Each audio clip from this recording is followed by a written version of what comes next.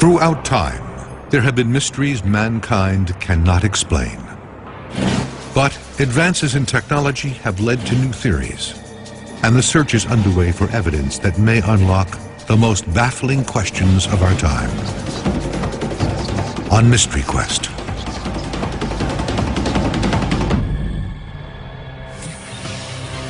Miami radar, this is Bonanza Alpha 36, come in. The skies are calm. This small plane is 70 miles from the Florida coast, headed to West Palm Beach. Where are we? Suddenly, the single-engine Beechcraft is lost, trapped in a bizarre storm cloud 40,000 feet tall. I don't see a way out. There's no way out of here. The 23-year-old pilot and his passenger are staring death in the face. Straight ahead, the only chance for escape, but it's closing fast. Way up, over there. We gotta move. The pilot swoops into the swirling cloud tunnel, but what looks like an escape route turns into a trap. Nothing's working. Nothing makes sense. Compasses spin. Instruments fail. This plane is about to become the latest victim of the Bermuda Triangle.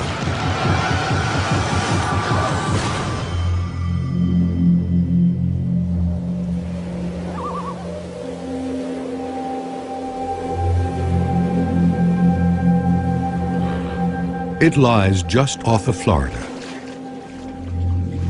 An abyss where all conventional reasoning is called into question. Over the centuries, it's had many names. The Sea of Doom, the Graveyard of the Atlantic, the Devil's Triangle. But amid the mystery, there is one certainty. Perfectly functioning airplanes and ships seem to disappear here with no warning.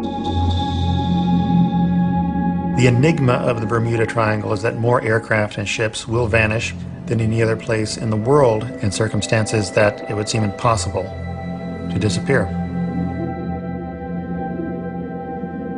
The Bermuda Triangle encompasses 500,000 square miles of open water between Miami, Puerto Rico, and Bermuda.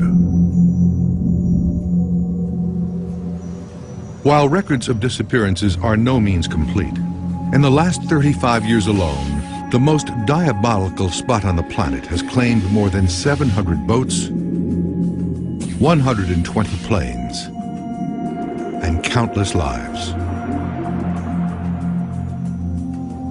But even more mysterious are the circumstances surrounding these disappearances. They all vanished in fair weather, without a trace. No bodies, no explanations. These are aircraft disappearing while taking off or coming in for a landing, or ships that have more than an adequate radio capabilities, and yet they sail away or fly away and no trace is ever found again. The cause for triangle disappearances has been attributed to everything from sea monsters to pirates, even UFOs. Now, Mystery Quest will venture into the triangle itself to investigate.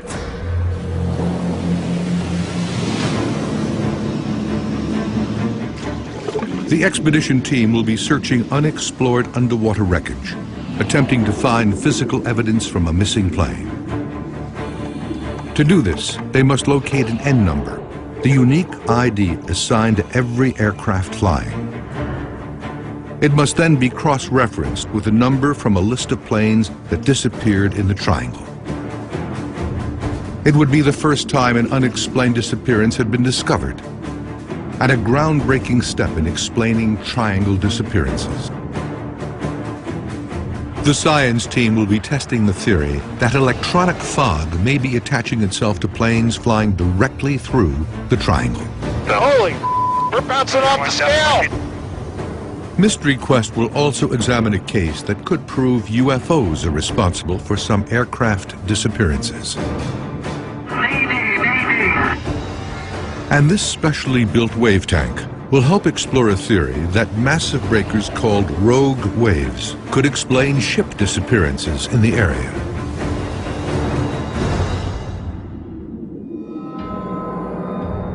Many pilots report encountering a bizarre phenomenon known as electronic fog just before they disappear in the triangle. One instance happened in 1980. A pilot took off in a Beechcraft Baron from St. Thomas, flying to Miami. Hours later, he reported himself off Miami. He was losing his engines. He was going down to ditch. He was at 150 feet altitude, he said, disoriented in clouds. Miami confirmed it was perfect weather, and they could not understand what was going on. And no more is heard until 11 hours later, 11 hours after fuel starvation, 11 hours after he signaled he was going down. Caicos Tower, which is about 600 miles from Miami, got a call. They got it clearly. They got the call number of the plane, N9027Q, and he said he was 10 minutes out. He wanted clearance to land. But the plane never arrived. There is only one man who is known to have survived an encounter with electronic fog: Bruce Gernon. He was at the stick of the December 4th, 1970 flight through the mysterious cloud tunnel.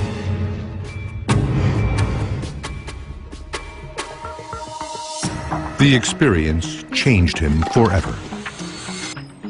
There are still many unanswered questions. I realized that I had experienced something that no other person had ever done before. Gernon spent the year after the incident studying every detail of his flight. He believes that a supernatural force within the cloud caused him to travel through time. The radar controller, he's yelling as loud as he can that he's got an airplane directly over Miami Beach. And I look at my watch, and we had only been flying for just over 30 minutes. The flight should have taken an hour. There was a rip or a cut in the fabric of time. Everything sort of had like an electricity to it. That was when I thought of the word electronic fog.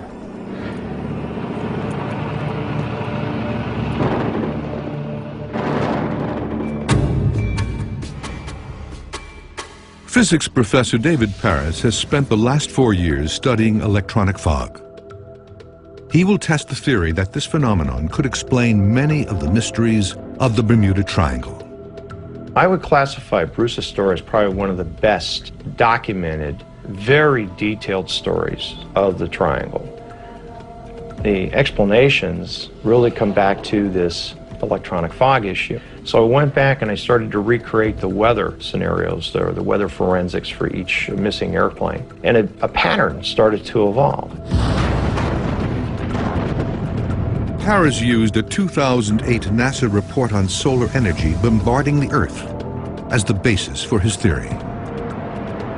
He believes when solar energy combines with thunderstorm activity, it creates this electronic fog.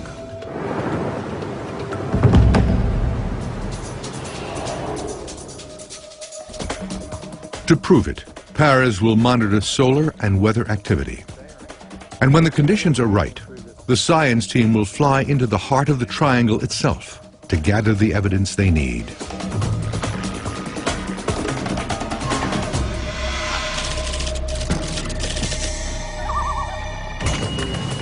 The expedition team is also searching for evidence. While the electronic fog theory may explain how the planes disappeared, physical evidence from a downed plane could prove it. The team has identified multiple sites and is seeking concrete proof from at least one that could explain triangle disappearances.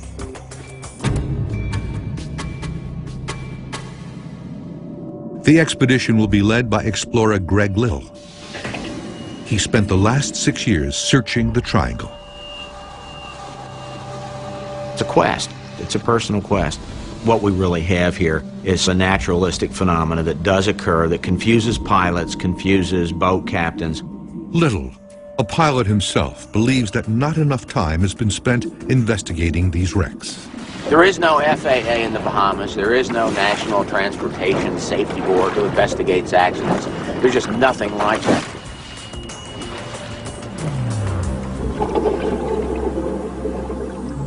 The search grid is on the Great Bahama Bank.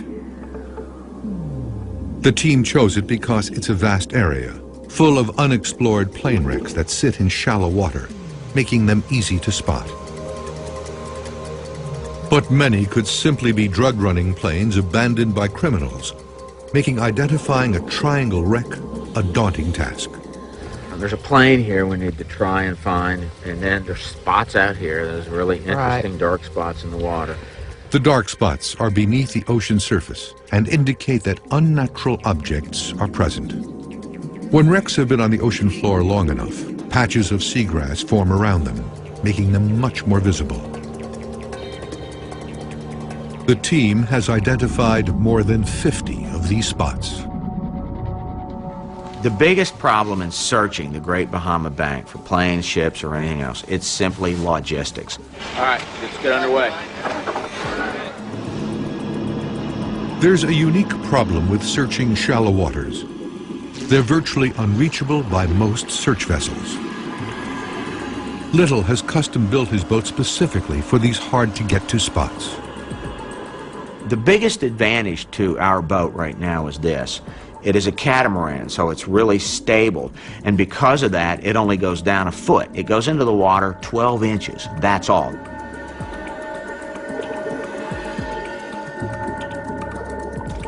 The team arrives at the first site, a plane that crashed in just 3 feet of water. The wreckage is strewn everywhere. That's some of the engine, and that's the exhaust. The plane has its wheels facing up, so the team is careful not to hit parts hidden just below the surface. Just hold it right here, stop. Yeah, I don't want to hit metal. Fiberglass and metal don't mix real well. Not much of the body of the plane left.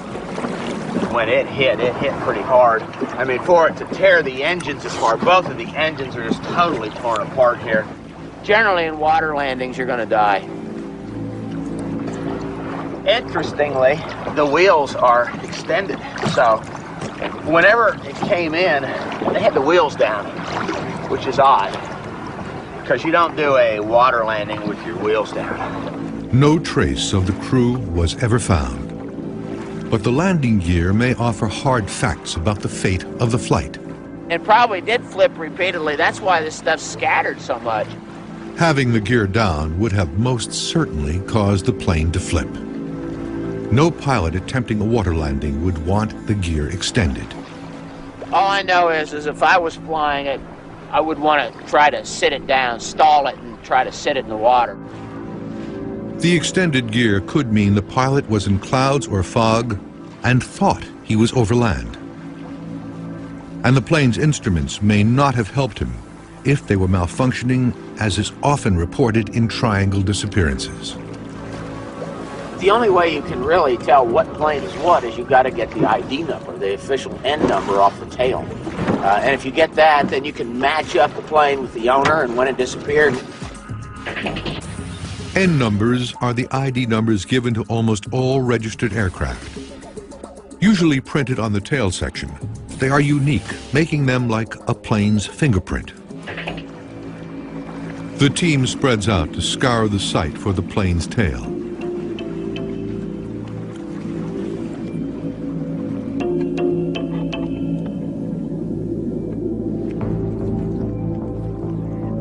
The scattered wreckage makes finding the tail next to impossible.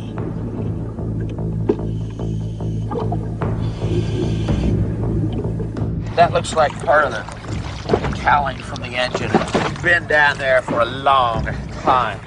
The team cannot find any part bearing the numbers they need. No numbers. And decide to try another location.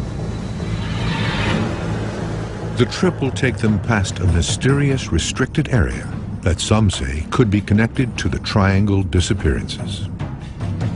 This is an area that's had a lot of UFO reports. Lights coming up out of the water, glows under the water.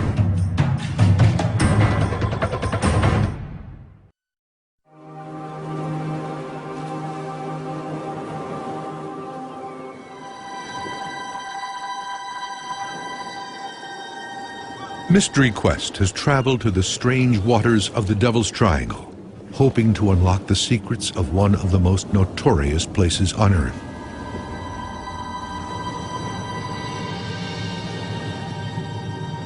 The earliest recorded instance of strange happenings here was from Christopher Columbus in 1492. He wrote not only of strange compass readings, but also mysterious lights in the sky. 1918 saw the first disappearance of a military vessel, the USS Cyclops. The 542-foot U.S. Navy cargo ship was en route from Brazil to Baltimore, bisecting the Triangle. The ship was last seen by a British patrol off of Barbados in perfect condition, just hours before it disappeared. Even more shocking, there was no distress call before the ship and its crew of more than 300 sailors vanished forever.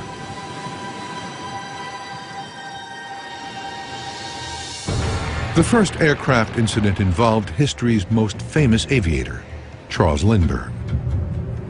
At the end of his life, he revealed that one day in 1928, he became hopelessly lost in the area, trapped in a mysterious fog. His compass spun wildly, and he was disoriented for hours before he could finally escape. But 1945 saw the most baffling triangle disappearance, called Flight 19. 5 Navy bombers took off from their Fort Lauderdale base in a perfect sunny day, headed for Grand Bahama Island. The first hour of the flight was routine. This flight actually was a routine training flight. All of the pilots had several hundred hours in various types of planes. David White, a Navy flight instructor, was on duty in the control tower when the planes disappeared. We couldn't believe it.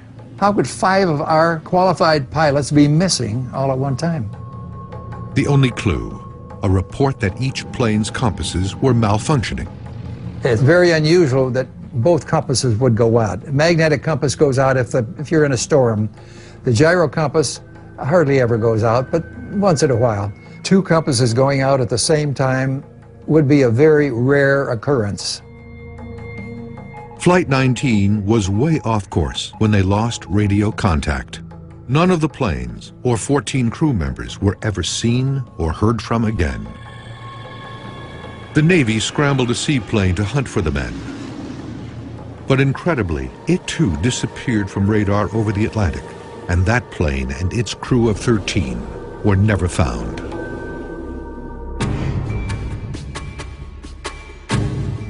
Author Gian Kazar is one of the world's leading authorities on the Bermuda Triangle. He's studied and documented hundreds of disappearances there. He believes evidence points to UFOs as the cause of mysterious disappearances. A number of witnesses of unexplained incidents have in fact reported UFOs. UFO sightings have also been reported around this mysterious restricted area next to Andros Island in the Bahamas. It is not far from the expedition team's wreckage search area. This is an area that's had a lot of UFO reports. This place is a U.S. Navy facility called AUTEC, short for Atlantic Undersea Test and Evaluation Center. AUTEC was initially started during the Cold War, and it was a British-American submarine testing facility. More recently, it's become known as the Navy's Area 51. Like its land-based counterpart, AUTEC is notorious as the site of alleged studies on extraterrestrials and UFOs, or in this case, USOs, unidentified submerged objects. There's been reports of lights coming out of this area. Lights coming up out of the water, glows under the water. Some believe that this activity could be linked to triangle disappearances here, and there may be evidence in a mysterious aircraft Mayday recording. In 1980, it's the only time we had a pilot actually saying a weird object is directing itself to interfere with the flight and prevent it from actually reaching safety. This is the last photo taken of the plane before it disappeared. The man pictured, Jose Pagan Jimenez, was on board that day. This picture was taken a month before they vanished in 1980. It's one of the rare cases where we do have a mayday These are the last words heard from pilot Jose Torres. They have never before been heard on television.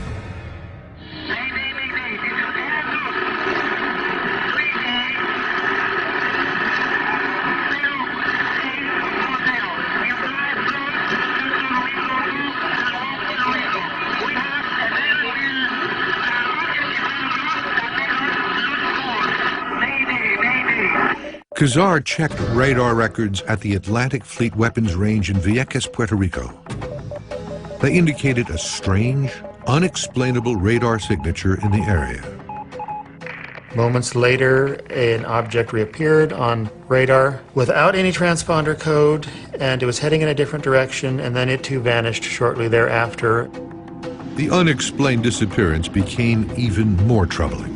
There was no ELT signal. There was no indication the aircraft impacted. ELTs, or emergency locator transmitters, are standard equipment on planes like the Aircoup. They are designed to send a distress call in the event of a crash. But in this case, the ELT did not activate.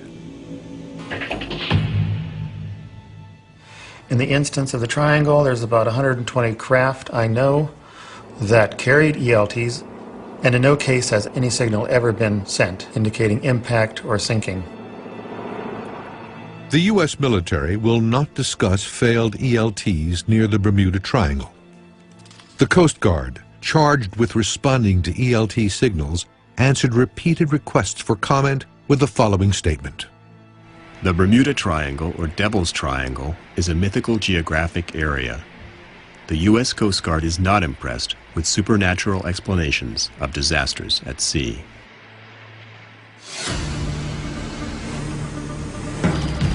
Researcher David Perez believes a phenomenon called electronic fog may be a more likely explanation. Inside the aircraft, your instrumentation typically will go out.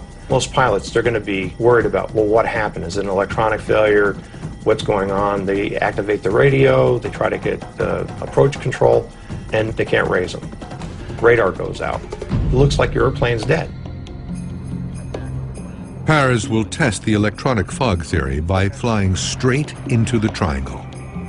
The goal of this flight is to get additional data, the possible collection of data in the involvement of electronic fog. So we're hoping to gather anything and everything that we can that could be of significance in unraveling this, quote, mystery.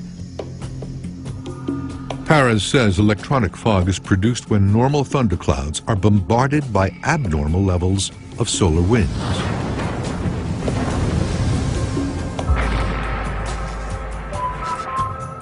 Solar winds contain high levels of electromagnetic energy, and they've been known to knock out satellites and disrupt power grids. NASA recently confirmed that the Earth's protective shield, the magnetosphere, is weaker than previously thought. As a result, Perez believes that higher levels of solar energy are influencing places on the globe, like the Bermuda Triangle. But when that gets into the atmosphere, residual energy of electrons, protons, all these pieces of material can actually influence and stimulate storm activity. Meteorologist James Whelan thinks these kind of conditions are lining up again. Storm activity is forming inside the Bermuda Triangle. So yeah, it looks like in a couple hours, if you guys are flying over to Andros, I mean, basically you're going to be following the front, which is good because you'll probably get some of those, towering Qs out there. Towering Qs, or cumulus clouds, could trigger the kind of electronic fog that swallowed Bruce Gernon's plane, if there are solar winds present. You notice it's dimensionless. Perez confirms that the solar winds are getting stronger.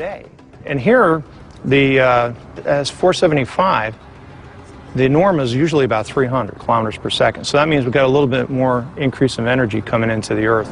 And the solar winds have picked up a little bit from just an hour ago. So this is pretty encouraging. It means electronic fog is likely building within the triangle.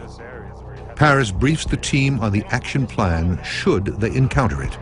Any kind of electric field that the cloud would generate, we're going to be able to pick that up onto the meter. We're going to be able to measure how much energy is coming out of the cloud.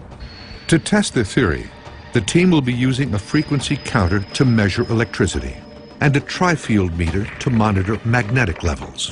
When you push the button, we're by the cloud, we should get some type of representation of frequency from the cloud itself. The normal reading would be 0.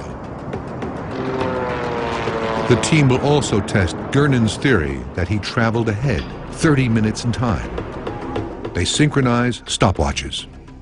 If we encounter electronic fog, what we want to do is be able to measure the difference of time.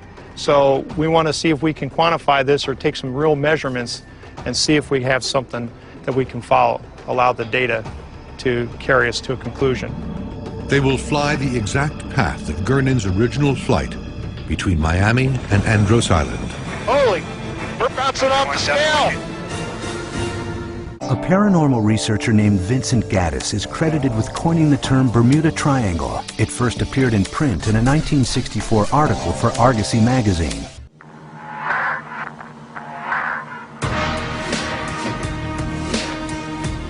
Mystery Quest is searching the Bermuda Triangle for answers to explain why planes and ships disappear from here without warning, without a trace, and without explanation.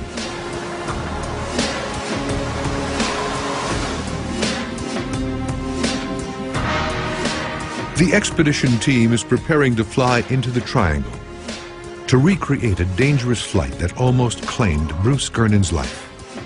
Physicist David Paris will be measuring electricity and magnetism levels to monitor for electronic fog anomalies or shifts in time.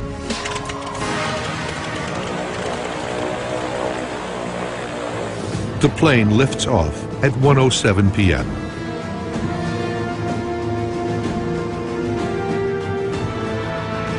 November 2057 Hotel, no delay in your descent through flight level 180 for traffic. Gernon is the only person on the plane who's experienced electronic fog. And everything turns this strange gray, and there's no horizon. You can't see the sky. It was weird. It was like kind of fuzzy looking. That's all this electricity that's in this thing.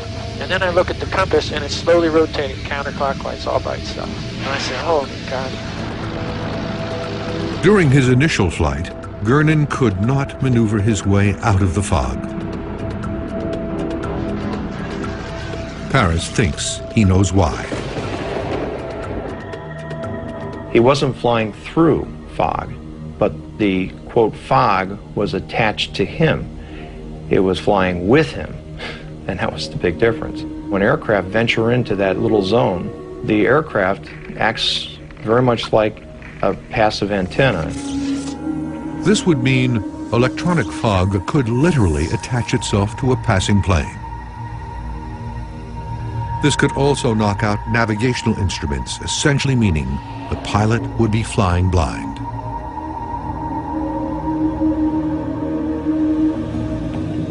The team is approaching the set of building storm clouds they've targeted.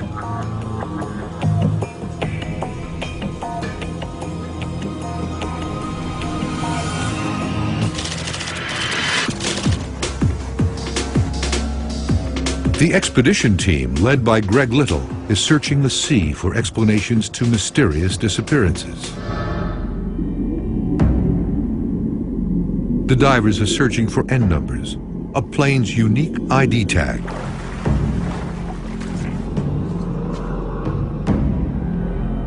They're headed to a crash site 50 miles offshore. This particular site, as well as all the others, are in a relatively remote area. Fishermen don't come in. It's not a regular path for boats between Bimini and Andros. It's just too shallow.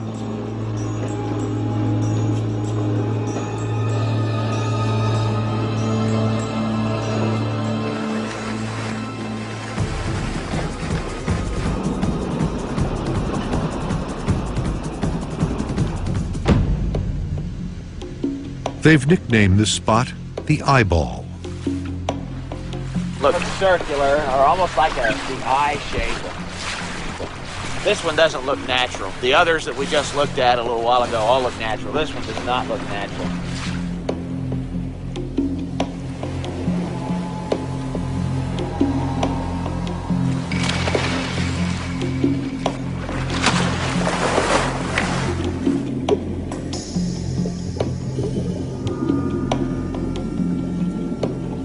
There's little doubt that this wreckage is from a plane, but it's almost completely buried in the sand.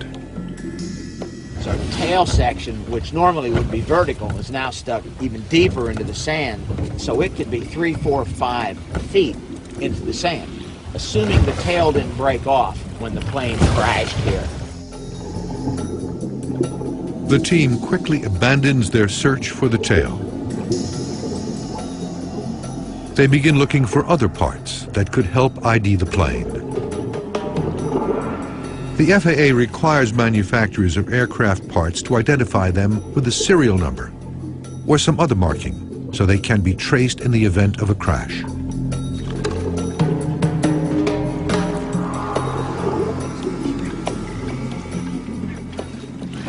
That is part of a wheel.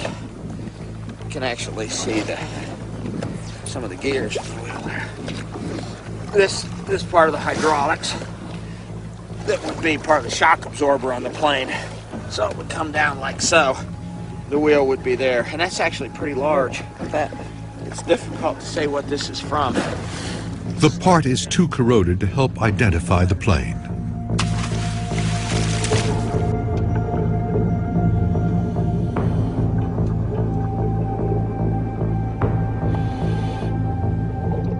The next part brought up is promising. Yeah, it looks like she's got something, some sort of cylinder-shaped metal. That looks interesting. Just the very tip of it was sticking out. Awesome, awesome. It's one of the plane's propeller blades. The blade is twisted, likely from impact. The team will need to send it back to the lab for further analysis. Over to the side here, it says it was etched in 9/20/66. So that means certainly had to be a plane that crashed after 1966.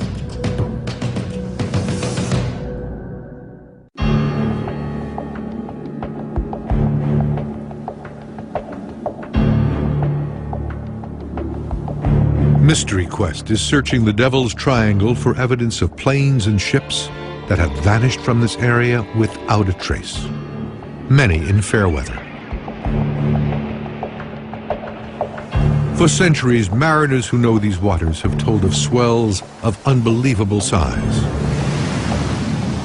that could appear out of nowhere and swallow ships whole.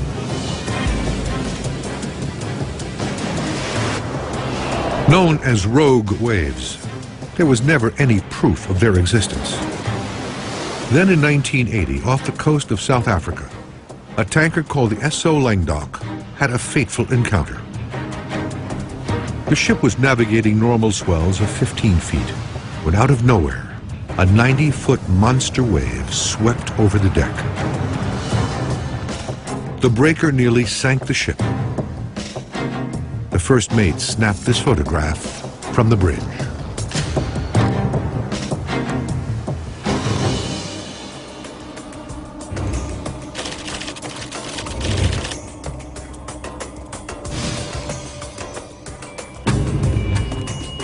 Dr. Hans Graber believes many of the Bermuda Triangle disappearances are not the paranormal at work. He thinks they can be explained by science. Graber is head of the University of Miami School of Marine and Atmospheric Science and the world's leading expert on wave dynamics.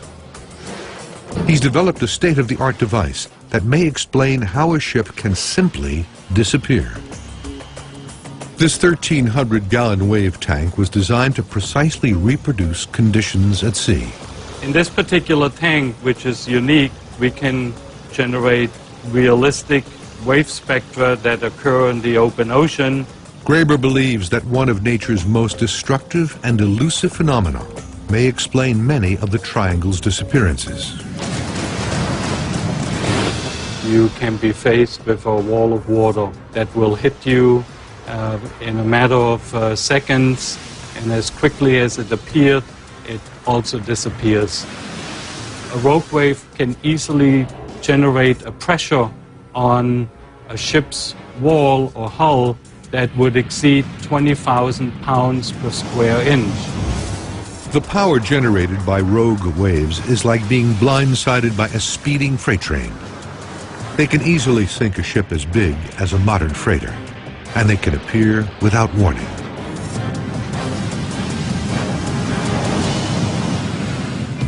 One way that rogue waves are generated is through the superposition of many different wave modes. Superposition happens when hundreds of small waves randomly combine to create one giant wave. And when they meet at one particular point and at a particular time, they superimpose and you get all of a sudden one big wave. The University of Miami's tank can show with a push of a button how quickly these huge waves can appear. So here you have small waves in the ocean. You would not expect that a big wave might be coming. And just as you see here now, out of nowhere, the surface dips a little bit and then all of a sudden you have one big wave coming by and it breaks and disappears, and then the conditions of the ocean or the sea surface goes back to what it was before. But rogue waves can't explain why no trace of wreckage or bodies were ever found from the 700 missing boats.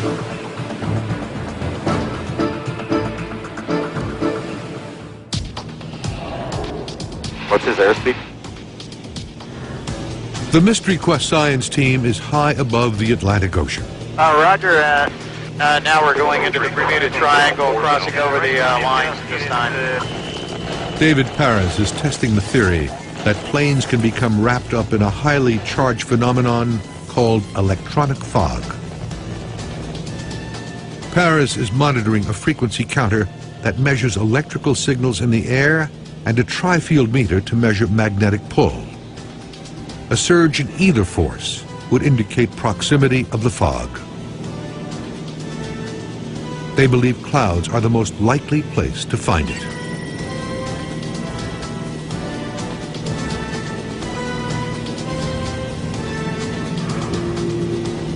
Suddenly, the frequency counter comes alive. Hey, Bruce? Yeah? I'm getting frequencies of 652. Look at this. Look at that. We're going through a cloud right now. Holy Jet 814, affirmative 12000, 280 knots. We're bouncing off the scale. 652 megahertz is extremely high. Normal is closer to just 6 or 10 megahertz. Then, the tri-field meter begins to peak. Okay, well, these readings are really kind of impressive. They're sporadic. There isn't like a whole lot of explanation here of why the magnetic meter will go pinning itself. Perez realizes something even more astonishing. Yeah, and the meter's being pinned right now, and it's past my last reading of 90. It's pinned to 100 on the 100 kilovolts per meter. That's 100,000 volts per meter. Normally, you'd need to be right next to a big industrial electrical motor to get a reading like that. So that means we have an awful lot of energy here as we've penetrated and come out of this cloud. This is pretty phenomenal stuff. But the source of the energy is outside the aircraft, hidden somewhere in the open air or clouds. We're not transmitting from the aircraft, and so there's no propagation coming from here from the aircraft, so it's got to be coming from somewhere else.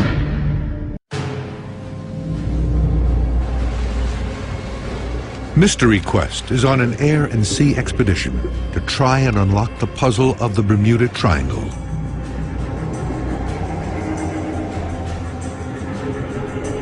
This man believes he traveled through time during a flight in the triangle. This physicist believes something called electronic fog may be causing the disappearances here. And this explorer believes if he can locate wreckage from at least one triangle crash, it might help solve the mystery.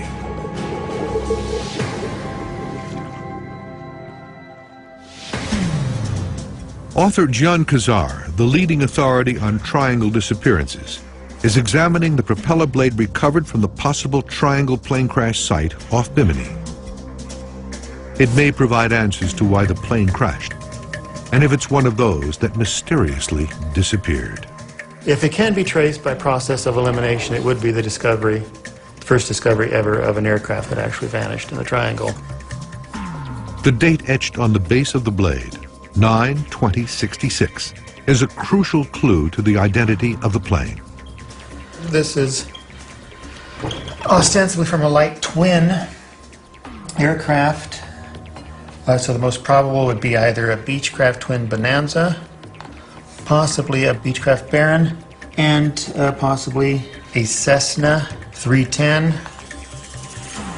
The disfigured shape of the blade is another clue. The propeller impact occurred on this side. When it hit the water, that's when you got this fold in here. The wave to it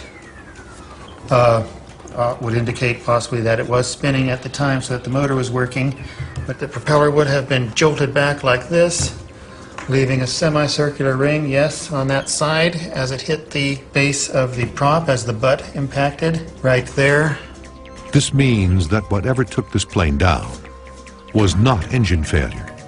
The edging here shows that great heat was involved in some of this, so that would indicate an immediate explosion possibly of the engine upon impact.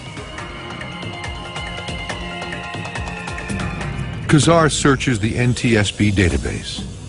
He's looking for a twin-engine plane that crashed after September 20th, 1966. We can start searching the database records for aircraft on a course that would have taken it 50 or so miles east of Bimini, where it was found, and that should tell us the exact aircraft. There's no match. Puzzled, Kazar re-examines the blade. The closer look reveals something he missed. Oh, damned. Etched 471.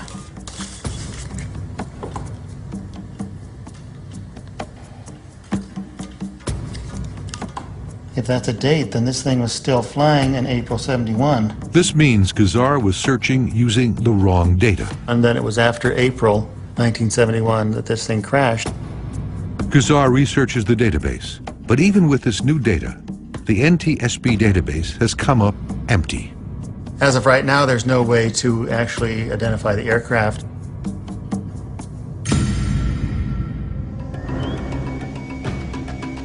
Holy! Jet 814, affirmative 12000, 280 on off. We're bouncing off the scale.